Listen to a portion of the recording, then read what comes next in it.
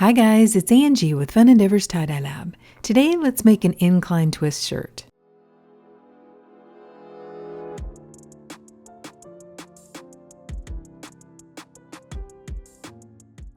So for this incline twist shirt, I'm actually going to start by centering the shirt.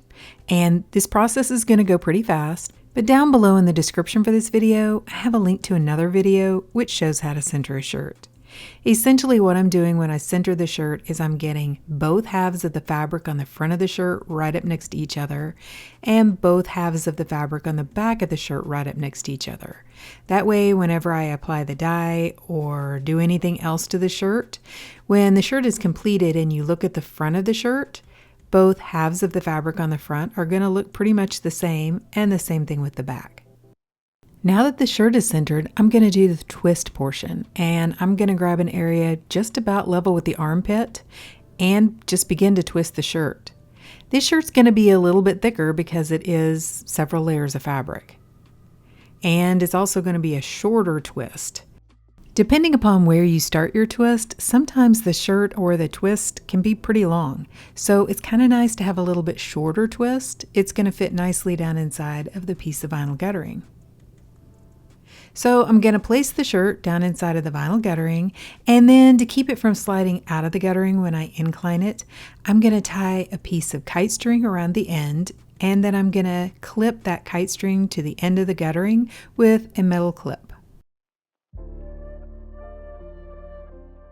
Dharma just released some curious colors in October of 2025.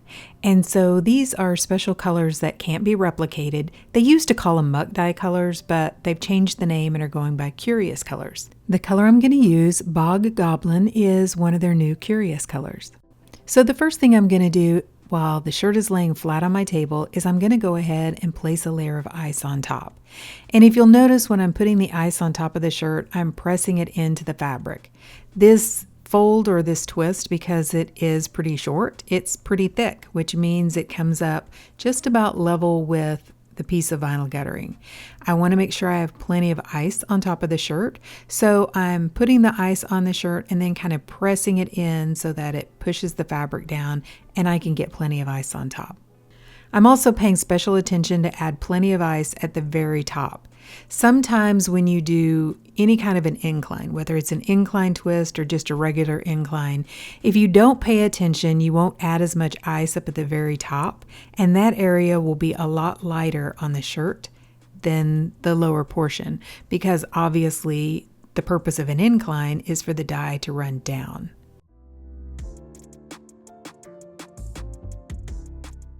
Once I have the ice on the shirt, to incline it, I'm going to place one end of the piece of vinyl guttering down inside of a plastic tote. And then I'm going to add a little bit more ice and do some touch-up before I apply the dye.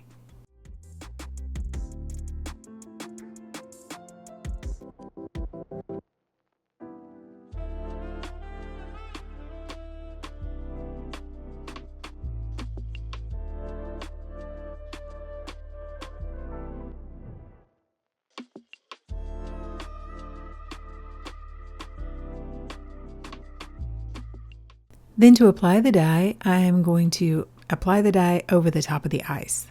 Normally when I do that, it gives more of a watercolor look, and I tend to get better color splits. So for this shirt, I really want to see the color splits in this Bog Goblin color. That's also why I'm using this incline twist technique. I think as the dye moves down the shirt, it has more of an opportunity to split, and I usually get really good color splits with these incline twists. So now that I have the dye over the top of the ice, I'm going to add on an additional sprinkle of dry soda ash over the top. Then I'm going to place the shirt aside and allow the ice to melt. After the ice melted, I came back and noticed a couple spots where the dye didn't fully dissolve or it was in larger chunks. So I took some soda ash solution that I have inside of a spray bottle and I lightly sprayed those areas until the dye dissolved. Then I just left the shirt alone and I allowed it to process for about 48 hours before I began rinsing it. Then to rinse the shirt, I took it to my utility sink and I began rinsing it in cold water to rinse out the soda ash. Then I went ahead and untwisted the shirt and warmed the water up to hot and began rinsing in hot water to try to rinse out the excess dye that didn't bond with the fabric. Instead of rinsing for a long time, I went ahead and ran some really hot water in my utility sink, added some Blue Dawn dish soap to the water, placed the shirt inside, and I actually placed another shirt inside too that I was soaking at the same time. Adding the Blue Dawn dish soap to my water is going to keep any color soaked out from either of those shirts from depositing back onto the shirt or onto the other shirt. So I just allowed both of those shirts to soak, and when the water cooled off, I changed it out. And I did that several times until my water was remaining almost clear. Then I placed the shirts down inside of my washing machine, and I washed them using a hot water cycle along with some of Dharma's professional textile detergent. Okay, so this shirt has been washed, dried, and ironed, and let's see what it looks like. Okay, so what do you guys think? I think this is a pretty cool color. I mean, honestly, when I try out new colors, I try my best to not have any expectations. So I didn't really know what I was going to end up with when I used this on the shirt. I had already made a color swatch, or I had one under ice, but I hadn't rinsed it out yet. So I wasn't exactly sure what was going to happen with this color. And I'm really happy with it. I love the blue splits. I think those are really cool. And I liked starting the incline twist on this side. I think that's really cool too. I like the way the colors kind of flowed into the middle. And I like the little design that the dye flow made in the shirt. Like up toward the top part of the shirt, the neck of the shirt, I think it looks like a mushroom on both sides of the shirt, which I think that's kind of fun. And then the blue split down at the bottom, I think it looks like some sort of a bug or a spider or something, an insect of some kind. I think that looks pretty fun. I did end up with some darker splotches of dye on my shirt. So even though I did try to dissolve all the larger chunks of dye before I allowed my shirt to go ahead and process, I still have a few darker spots. And I do have some like little speckles. More of the primary colors. Not a lot, but I do still have some. Sometimes you just can't avoid those.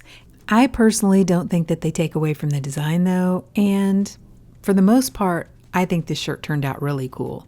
I love the color, the various shades of green. This is kind of more of an olive or dark sage green. It's more of a muted color, but I think it's really cool, and I really love the blue color split in this color. So overall, I really like this new Bog Goblin color. I think it's pretty cool, and I like the design on this shirt. So overall, I'm really happy with the shirt. But what do you guys think? Do you like this color? Do you like the design on the shirt? Please drop me some comments down below and let me know. And if you've enjoyed the video, I sure would appreciate it if you would like it, and if you'd subscribe to my YouTube channel.